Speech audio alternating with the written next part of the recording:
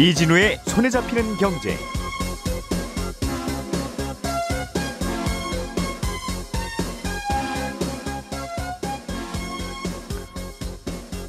안녕하십니까, 이진우입니다. 간밤에 미국에서 중요한 이벤트가 좀 있었습니다.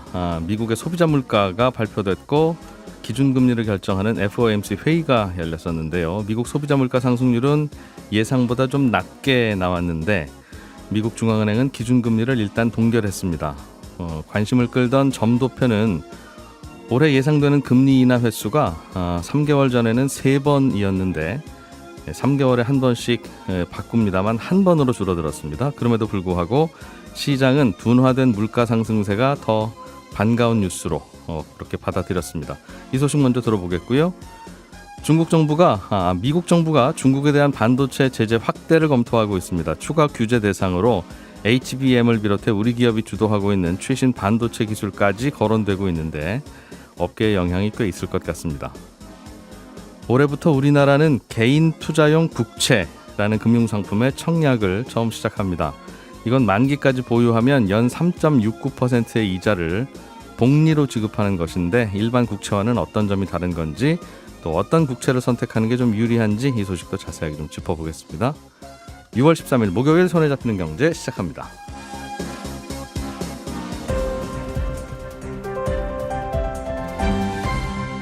이진우의 손에 잡히는 경제.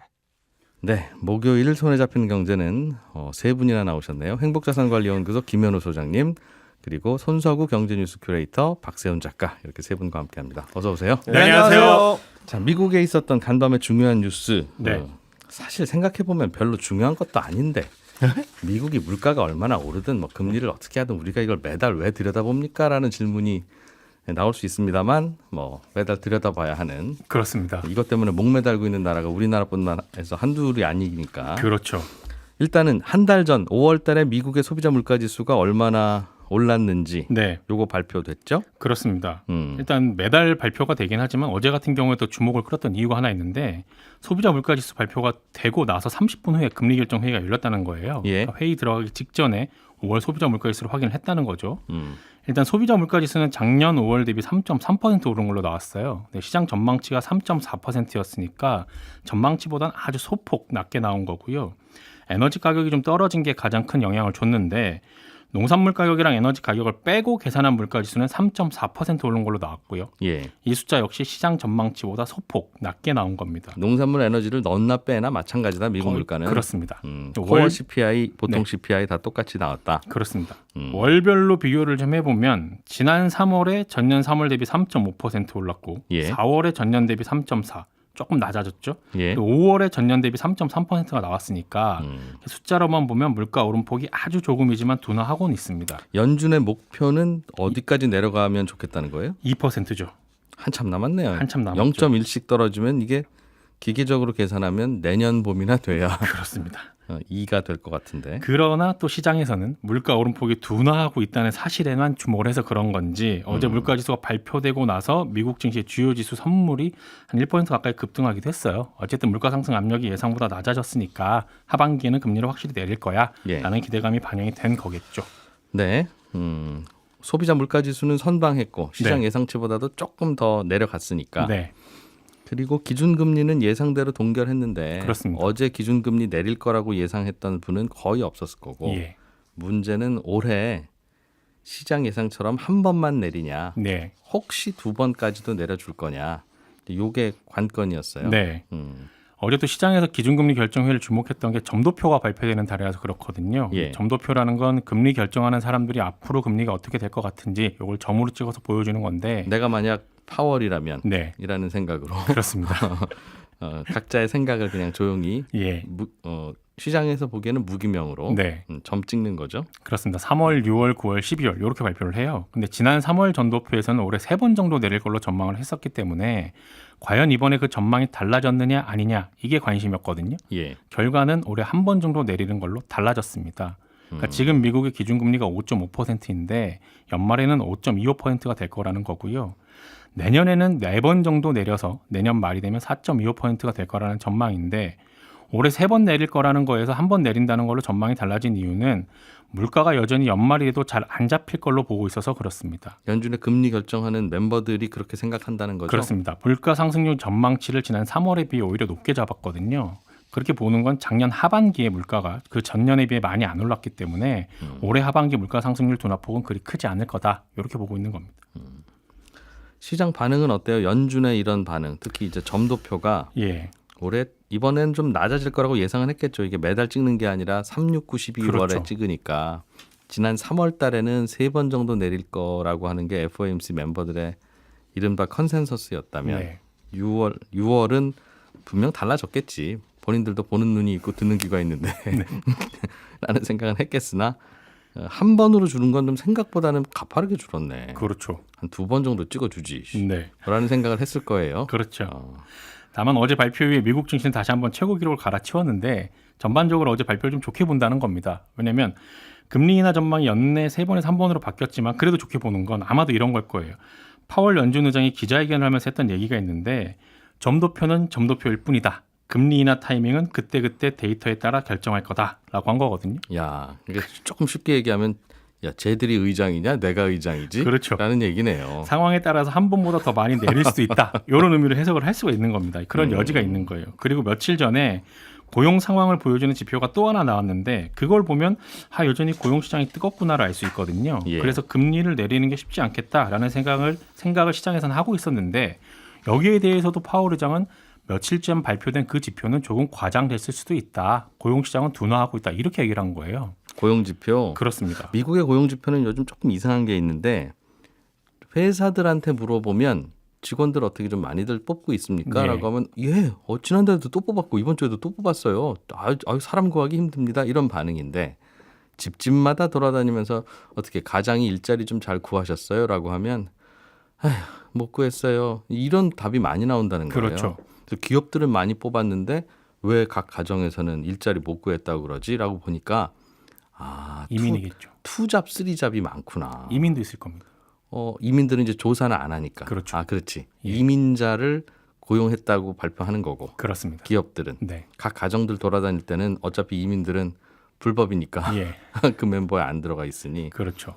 아무튼 그게 이민들의 일자리라든가 아니면 투잡, 쓰리잡의 일자리라든가 둘 다 안 좋은 일자리일 거 아니겠어요. 그렇습니다. 그래서 미국 경제 좀 비관적으로 보는 분들은 좋은 일자리는 자꾸 날아가고 뭐 레이오프 시키면서 나쁜 일자리들만 자꾸 생긴다. 이제 그런 얘기로 해석하는 분들도 있더군요. 그렇습니다. 어쨌든 파월 의장이 좀 과장됐을 수도 있다. 고용시장 둔화하고 있다라고 얘기를 한 거니까 그건 좀 특이한 거고요. 그리고 금리 결정 회의 직전에 나왔던 5월 소비자 물가 지수에 대해서 평가할 때도 오늘 같은 통계가 앞으로도 계속 나온다면 상황이 바뀔 수 있다. 오늘 예. 통계 환영한다. 비슷한 통계 더 나오길 바란다라고 얘기를 했습니다. 그러니까 시장에서는 이렇게 보면 어쩌면 올해 금리를 2번도 내릴 수 있겠는데 이런 해석을 하면서 좋게 받아들인 걸로 해석을 할 수 있습니다. 네. 파월이 손에 잡히는 경제까지는 안 들을 테니까 조금 마음 놓고 이야기를 하면 네, 파월도 이제는 언제 백악관에 사인이 내려올지 모르는 거예요. 선거 전에. 그렇습니다. 야, 이번 달에 금리 좀 내려줘. 라고 바이든의 사인이 언제 내려올지 모르니까 사실은 밑밥 좀 까는 거 아닌가. 아니, 지표가 이렇게 나오는데 벌써 내리세요? 라고 하는 얘기 안 들으려고 그렇죠. 내가 지난달에 언제 내릴지 모른다고 내가 얘기했잖아. 그런 얘기를 해주는 거다. 그렇습니다. 라고 굉장히 시니컬하게 또 생각이 드네요. 그래서 그런지 시장에서는 선거 직전인 9월 달에 내리면 그때 내릴 거다라고 가장 강하게 전망을 하고 있습니다. 봐요. 비슷한 생각하죠. 예, 다 사람들이 하는 일이라니까요. 그게 다. 알겠습니다. 손석구 평론가가 준비해 오신 소식은 미국 정부가 중국에 대한 반도체 제재를 추가한다. 네. 지금까지는 그냥 싸구려 반도체는 그냥 써라. 그걸로 세탁기 냉장고나 만들어라. 라는 정도였는데 네. 조금 더 압박한다는 거예요. 그렇죠. 일단은 외신을 통해 전해진 건데 내용은 이렇습니다. 미국 정부가 중국 기업들의 이제 반도체 기술 개발을 막기 위한 추가 규제를 논의하고 있다. 그래서 현재 거론되고 있는 추가 제재 대상을 보니까 최신 반도체 공정 기술인 이 게이트 어라운드 GAA라고 하는 게 하나 있고 요즘 또 핫한 AI 반도체 칩에 들어가는 이 고대역폭 메모리 HBM 이 두 가지가 지금 거론되고 있습니다. HBM은 요즘 대한민국 특산품이죠? 그렇죠. HBM 없이 우리가 어떻게 살았나 싶을 정도로 매우 핫한 예. 네, 아이템이 됐죠. 김치는 여러 나라에서 만들지만 이거는 한국에서 정도나 만들고 있는. 아직까지는. 아직까지는. 아직까지는. 예. 근데 미국의 추가 제재 배경은 이제 표면적으로는 안 봅니다. 이제 미국은 중국이 이런 첨단 반도체 기술을 통해서 군사력을 더 강화할 수 있다라고 보고 이를 차단하겠다는 것이고요.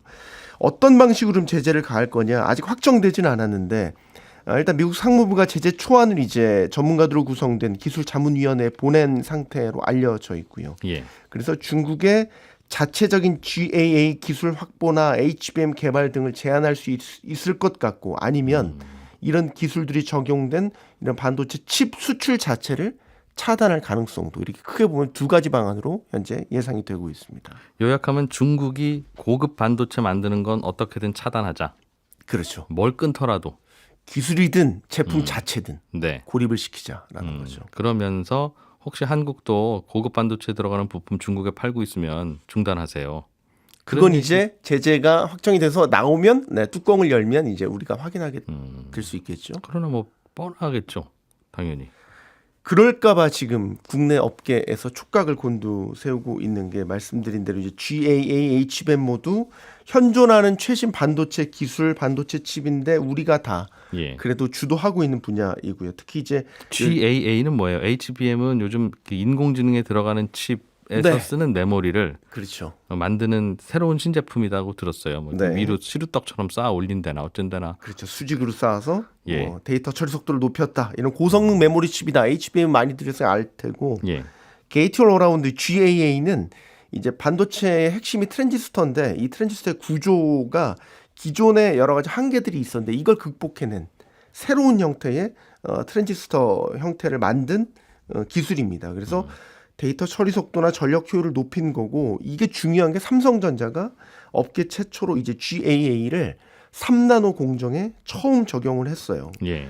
그리고 이제 이게 차세대 공정 방식으로 대세로 자리 잡아가고 있다라는 거죠. 그래서 우리 뭐 경쟁사라고 할 수 있는 대만 TSMC, 미국 인텔도 곧 GAA를 도입할 예정이다. 이렇게 알려져 있죠. 예. 그래서 이제 미국 정부가 아까 말씀드린 대로 기술 개발을 차단하는 방식으로 제재를 가할지 아니면 칩 판매 자체를 금지할지 결정되진 않았지만 이 두 가지 방안에 따라서 이제 다르게 생각할 수 있는데 현재는 기술 개발을 차단하는 쪽으로 지금 유력한 것으로 전해지고 있기는 하거든요. 기술 개발을 못하게. 그렇죠. 근데 그거야 중국 기업들이 기술을 개발을 하겠다고 하는 걸 그 자체를 어떻게 막습니까? 예를 들면 최신 장비 같은 것들을 아예 차단. 지금 장비는 이미 차단시키고 있지 않습니까? 기술 개발하는데 필요한 다양한 장비나 이런 것들은 그렇죠. 미국산은 안 팔겠다. 맞습니다. 그거 몇 대 어디서 저 당근마켓 같은 데서 사는 건 가능할 것 같은데. 뭐 그것도 사실 원천적으로 차단하려고 한다면 예. 뭐 할 수도 있겠죠. 하이닉스 칩도 뭐 한 1년쯤 전인가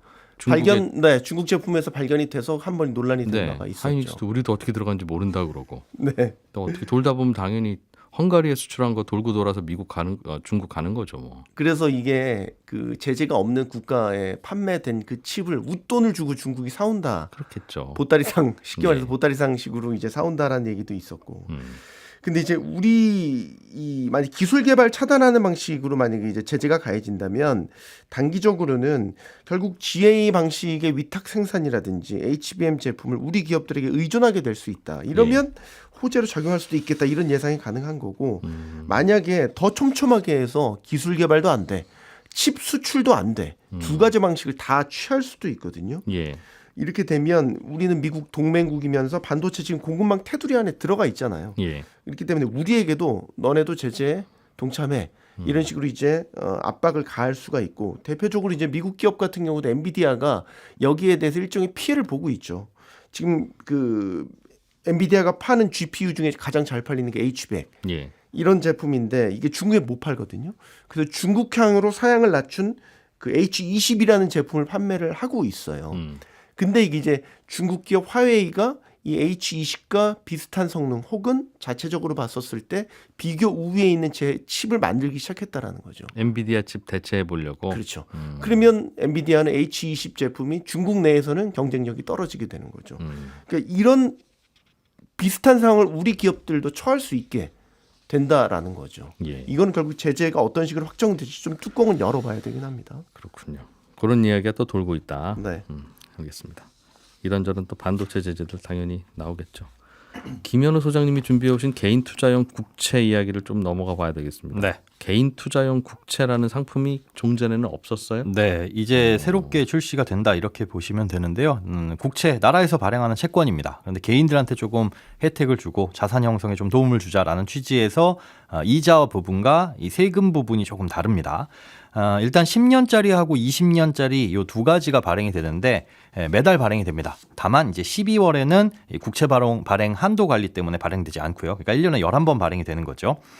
발행될 때 그럼 금리가 어느 정도냐? 전월에 발행됐던 같은 기간, 같은 만기의 국채 금리와 동일하게 발행이 됩니다. 그러니까 일반 국채하고는 뭐 금리가 똑같은 거죠. 그런데 여기에 추가 가산 금리라는 게 붙어요. 그러니까 이렇게 발행되는 채권을 사서 만기까지 갖고 있으면 기본 금리 플러스 가산 금리를 복리로 지급을 해줍니다. 그러니까 예를 들어서 이번에 발행되는 10년짜리 개인 투자용 국채를 보니까 기본 금리는 3.54%, 예. 여기에 가산 금리 0.15% 합쳐서 3.69%거든요. 이걸 만기까지 10년 동안 유지하면 3.69% 연복리로 계산을 해가지고 지급을 해주는 거죠. 복리라는 게 이자에도 이자가 또 붙는다는 거니까. 그렇습니다. 그 말은 10년 갖고 있는 동안 중간에 이자는 못 드려요. 그런 얘기겠네요. 맞습니다. 일반 국채는 뭐 6개월에 한 번 이렇게 이자를 지급해 주는데 이건 예. 갖고 있는 동안에는 아무런 이자가 없다가 만기가 되면 혹은 중간에 환매하면 그때서야 이제 이자를 주는데 이자를 안 주니까 당연히 이자에 이자가 붙는 건 당연한데 그걸 가지고 뭐 혜택인 양 설명했네요. 제가 생색낸 건 아닙니다. 그런데 중간에 환매를 하면 그마저도 복리로 안 주거든요. 그러니까 단리로만 쳐서 이자만 지급을 해주는데 예. 여기에 이제 문제가 되는 게 이렇게 이자가 많이 쌓이게 되면 세금이 문제입니다. 일반적으로 우리가 이자 소득세는 15.4%인데 여기도 그게 붙죠. 실제로 붙기도 하는데 이 개인 투자용 국채에 대해서 붙는 이 이자는 분리과세를 합니다. 그러니까 다른 이자나 배당 소득하고 합치지 않겠다는 거죠. 아, 요게 혜택이군요. 예, 요게 사실은 큰 혜택이라서 현재 세법으로는 1년 동안 발생하는 이자와 배당, 모든 이자와 배당의 합이 2천만 원을 초과하게 되면 다른 소득과 합산해서 종합소득세율로 과세를 하거든요. 그러니까 세금을 예. 많이 내야 됩니다. 쉽게 말해서. 그런데 이 개인 투자용 국채 같은 경우에는 만기까지 보유했다. 그러면 이걸 따로 분리해가지고 그 돈만 따로 봅니다. 그 이자만. 그리고 여기에 이제 추가적으로 건강보험료 같은 경우에도 금융소득 종합과세하고는 별개로 연간 1,000만 원이 넘게 되면 이제 이거부터는 소득으로 잡게 돼요. 예. 그런데 이 개인 투자용 국채는 그 부분에 이 건강보험료 부분에서도 영향을 미치지 않는다. 단점이라고 한다면 중간에 다른 사람한테 판다거나 뭐 담보로 잡는다거나 이럴 수는 없습니다. 만약에 내가 이걸 현금화하고 싶다 그러면 최초 투자 시점으로부터 1년 뒤에 네. 정부에만 되팔 수가 있어요. 그런데 정부에 되팔면 앞서 말씀드린 대로 단리로 계산을 해주고 그리고 예. 가산금리도 없습니다. 세금도 다시. 그렇죠. 그리고 분리과세도 적용되지 않는다는 거. 그러니까 뭐 8년 9년 유지하다가 해약하게 되면 뭐 이자 소득세도 꽤 내야 될 수도 있고 그러니까 그런 부분이 돈 좀 있는 분들은 그냥 묵혀두지 마시고 예. 어디 넣어봐야 그 이자 소득세 나오면 그거 다 세금으로 떼고 건강보험료로 떼면 아무것도 없다고 허탈해 하시잖아요. 그렇죠. 그러니까 이거 사세요. 앞으로 우리나라 정부가 국채 찍을 일이 참 많아서 우리도 고민입니다. 네. 서로 좀 도웁시다. 네. 그 얘기하는 것 같은데요. 그렇게 저도 들립니다. 이걸 10년 동안 딱 유지를 해야지 사실 유리한 거니까요. 10년이나 예. 20년 동안. 투자 가능 금액은 1인당 제한이 없습니까? 1인당 1년간 1억 원까지 제한이 있습니다. 그러니까 처음에 매수할 때는 최소 10만 원부터 10만 원 단위로 나는 예. 10만 원만 투자할래 혹은 뭐 30만 원 할래 이렇게 정할 수가 있는데 1년에 총 매수할 수 있는 금액은 1억 원까지만 가능하다는 거. 1인당? 예, 1인당 1억 원까지만 가능합니다. 이 한도가 앞으로 늘어나면 모르겠는데 이거 가지고는 부자들 쉬는 돈을 뽑아내기에는 어려운 한도인데요. 예, 그렇죠. 그리고 이 아까 분리과세 말씀드린 한도가 예. 총 매입액 2억 원까지만 주어집니다. 그러니까 부자들이 이걸 뭐 100% 활용하면 좋겠지만 예. 그걸 이제 적극적으로 활용하기에는 좀 제한이 되는 거고요. 조금 더 많이 하고 싶은데 처음에는 또 부자 감세니 뭐니 이런 시비 걸릴까봐 그냥 톡 조그맣게 던져놓고 별 반응 없네. 그러면 이제 내년부터 2억 원, 3억 원 이렇게 올릴 것 같다는 생각이 또. 속내는 모르겠습니다만 시나리오는 그럴 듯합니다. 뭘 하려면 여론이 중요한 그런 사회라서. 네.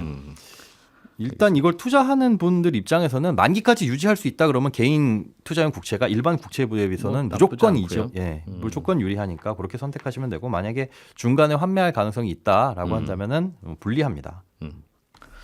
네, 저희는 광고 잠깐 들으시게 하고 친절한 경제로 이어가겠습니다.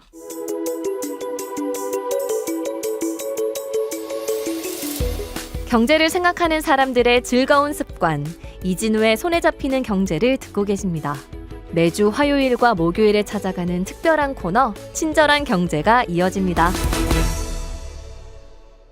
예, 오늘은 청취자 신환섭 씨가 최근에 우리나라 1인당 국민소득이 작년 기준으로 1인당 36,000달러가 됐다고 들었습니다. 36,000달러면 한국 돈으로는 4,700만 원이고 이걸 한 달로 나누면 1인당 392만 원의 소득이 있다는 건데 우리나라가 가구당 평균 2.3명이니까 여기에다 2.3을 곱하면 가구당 901만 원이 우리나라 평균 가구의 한 달 소득이라는 계산이 되더군요. 그런데 통계청 가계동향조사에서 우리나라 가구당 월평균 소득을 보니까 512만 원밖에 안 된다고 나오던데 왜 이렇게 큰 차이가 나는 건가요? 1인당 국민소득으로 계산한 가구당 소득이 통계청의 가구당 소득과 차이가 크게 나오는 이유가 궁금합니다. 이제 이런 질문을 보내주셨습니다. 쉽게 말해서 우리나라 국민소득이 대충 1인당 3만 달러면 우리 집은 세 식구니까 곱하기 3 하면 9만 달러고 그럼 우리 돈으로 1억 원이 넘어야 되는데 우리나라 3인 가족의 가구당 평균 소득은 그렇지 않지 않느냐.